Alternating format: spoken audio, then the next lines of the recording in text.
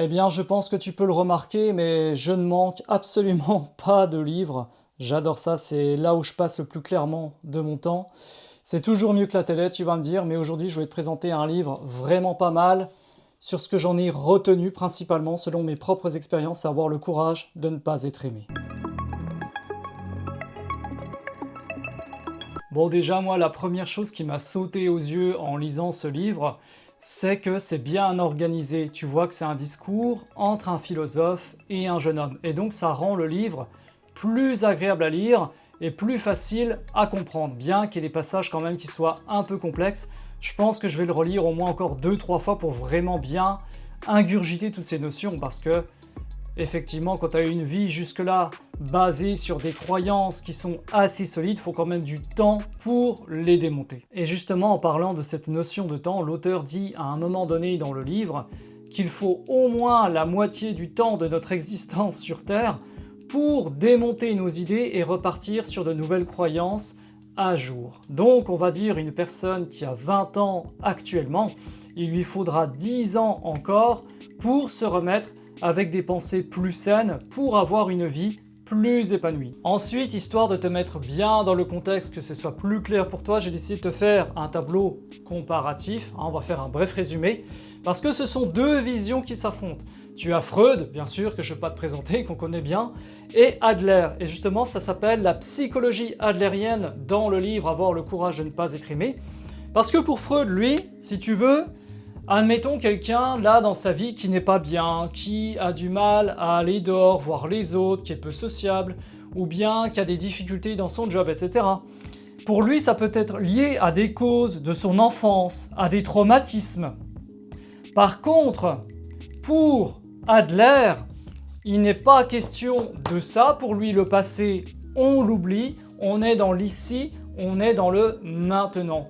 Soi-disant qu'une personne qui est bloquée là, maintenant, elle peut prendre le pouvoir tout de suite de changer sa vie.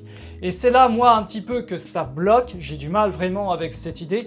Je suis toujours, bien sûr, quelqu'un qui est dans l'action, qui aime bien prendre les choses en main pour modifier sa vie. Mais pour moi, quelqu'un quand même qui a subi des traumatismes dans son passé, lui filer ce bouquin et lui dire « Non mais c'est bon, lis ça, regarde, maintenant tu peux faire ta vie », je trouve ça un petit peu léger et un petit peu dénigrant pour la personne, tu vois. Je pense vraiment qu'il faut prendre au cas par cas. Donc pour Adler, c'est pas du tout ça. Lui, c'est le moment présent. Une personne qui te dit « Bah moi, j'ai du mal à sortir dehors, à parler aux autres, à m'ouvrir, c'est parce que j'ai eu des parents difficiles, parce que mon oncle m'a dit ça. » Pour Adler, c'est une excuse. Voilà. Là, il faut se concentrer maintenant. Le passé, tu l'oublies. Le futur, il n'est pas encore là.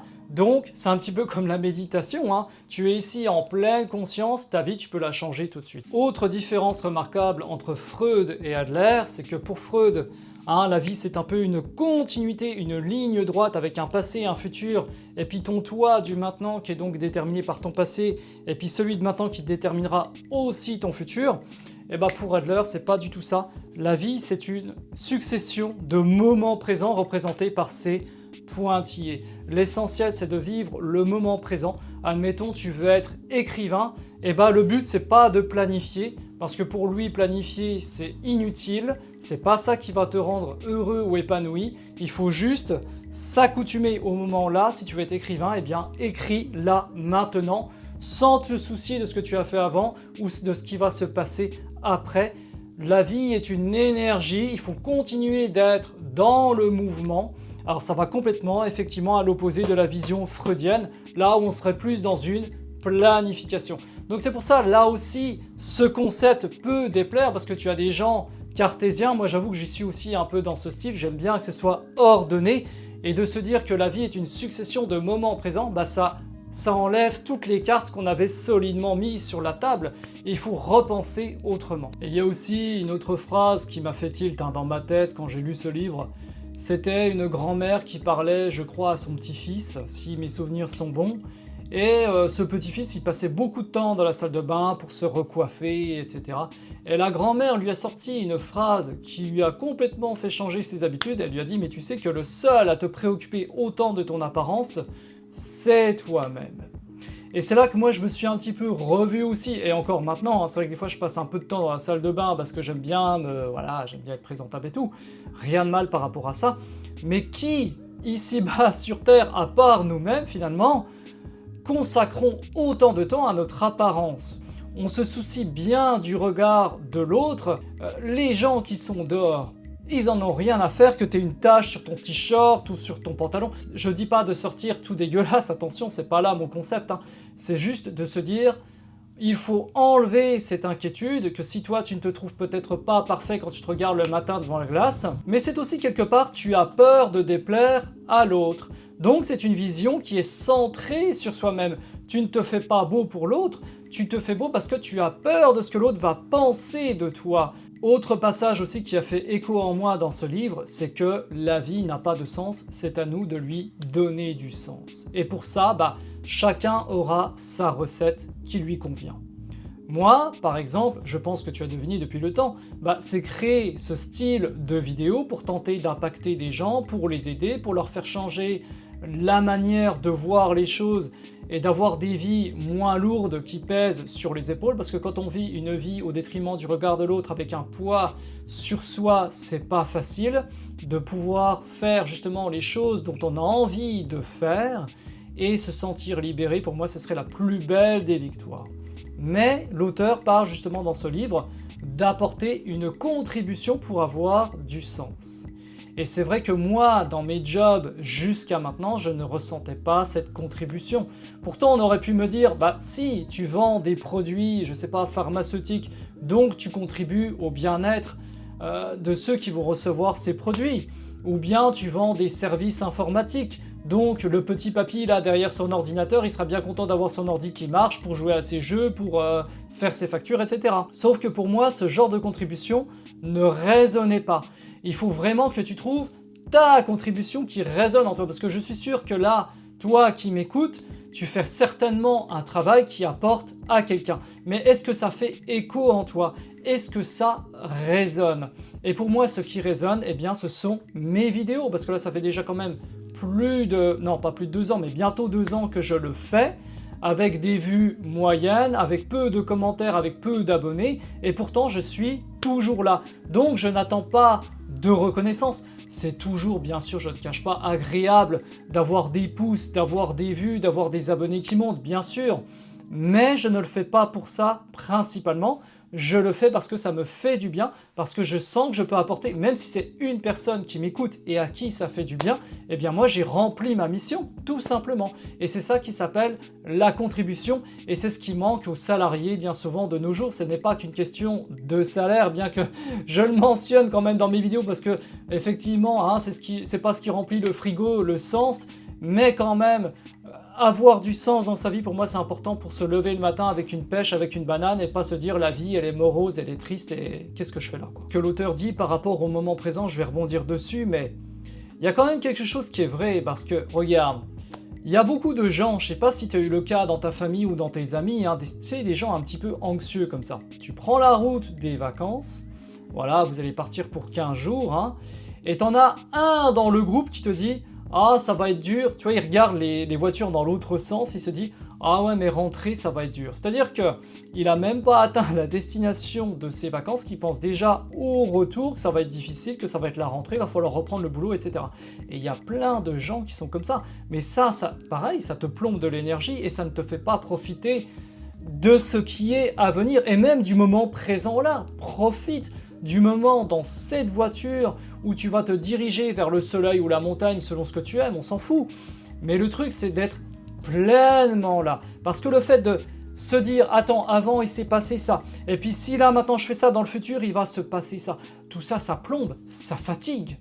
Et c'est vrai que les personnes qui sont capables d'être là, ici et maintenant, et je pense que moi, le meilleur exemple sur Terre par rapport à ça, je pense que ce sont les animaux. Nous, on est des êtres tellement complexes que pour eux, les animaux, ils pensent pas à comment ils vont faire pour chasser et machin. Ils sont là maintenant, ils s'adaptent à la situation, il y a la proie qui passe devant leurs yeux, ils ont les pattes arrière qui vont se préparer, il y a l'adrénaline qui monte dans leur corps, et ils y vont, pouf. Ils sont pas là à réfléchir, alors attends, si je pars à telle vitesse machin, je vais user tant de carburant, truc, ils en ont rien à faire, ils sont là, ils sont maintenant, ils ont faim, ils vont choper la proie et puis c'est tout. Et je pense que c'est ce qui manque aux gens, c'est cette impulsion. Alors je dis pas qu'il faut être toujours impulsif parce que notre capacité quand même de réflexion, de réfléchir avant l'action, elle peut nous sauver de bien des dégâts. Mais pour certaines personnes, je pense que la jauge, il faut plus l'équilibrer parce que t'en as, ils sont trop dans l'impulsivité. Et là, soit ils perdent de l'argent, soit ils perdent de la santé, soit ils fréquentent des gens qui ne sont pas de leur statut, qui ne vont pas avec eux.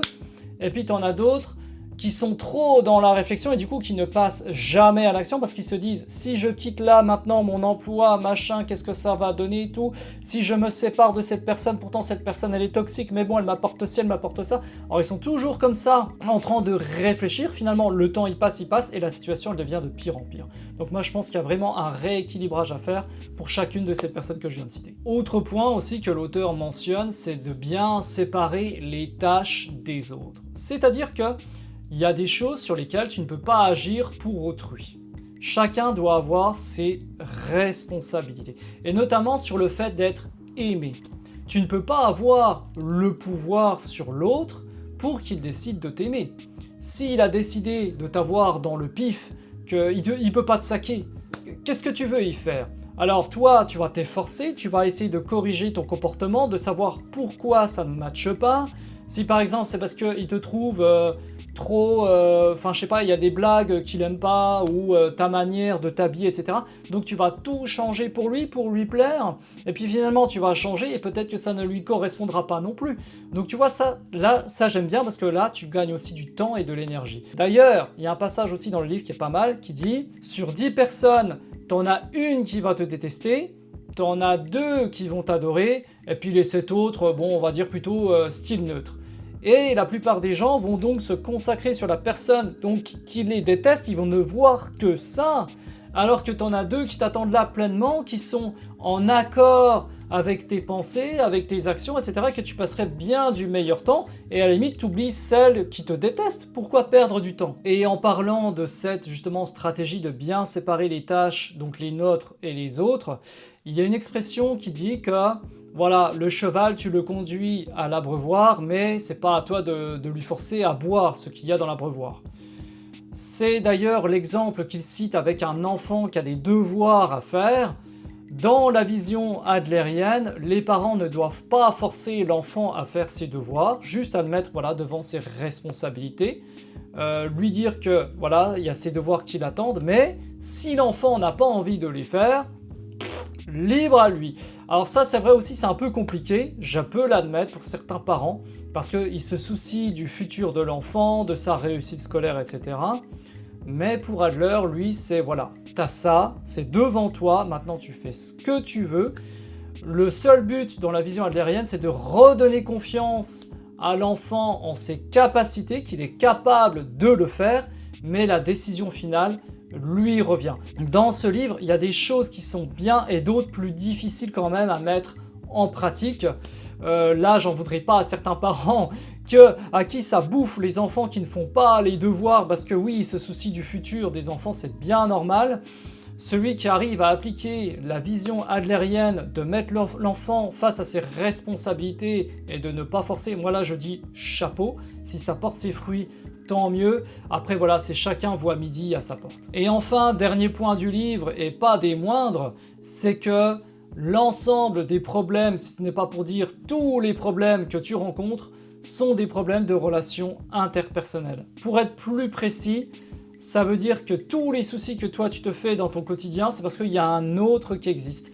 Il y a une autre personne à laquelle tu peux te comparer. Si tu es trop petit, eh bien si tu te trouves trop petit, c'est parce que tu vois des gens qui sont plus grands que toi. Si tu trouves que tu ne gagnes pas assez d'argent, eh bien c'est parce qu'il y a des gens aussi qui gagnent mieux que toi et qui ont un plus grand pouvoir d'achat.